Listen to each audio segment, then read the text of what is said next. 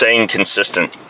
Hey team, thanks for checking in for the next Kilograms Kilometers podcast. And this week we're going to focus on consistency and more specifically key things to be consistent with in season. As we say time and again, that in season tends to be a period where people kind of get into this quote unquote maintaining mode, that they're not going to go too hard, but they're just going to stay in the gym because they want to maintain, they don't want to stress themselves out and that sort of thing. And what ends up happening is that we end up kind of falling backwards a little bit because we're not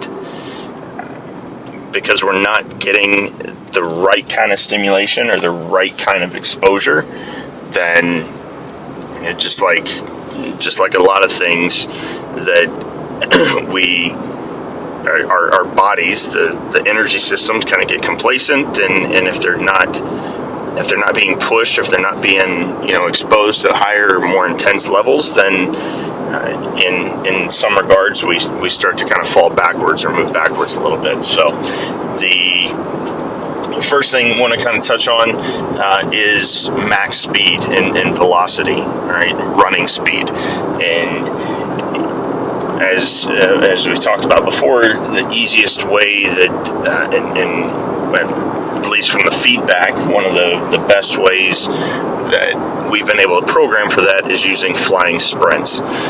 It's a safe way because you have the build up into it, so it's not the intensity of the acceleration or the dead stop, starting from a dead stop, but you have that build up to it, and then it's just a flash of getting into that top gear.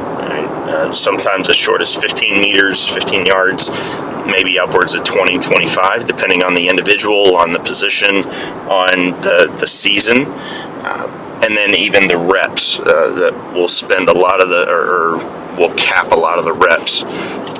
Probably in most cases fewer than 10. Maybe during 7 season will we kind of get up over 10, but again, just to kind of tap into that gear a little bit, get exposed to it. So, but doing that once a week, right? Once a week, or at most, once every 2 weeks.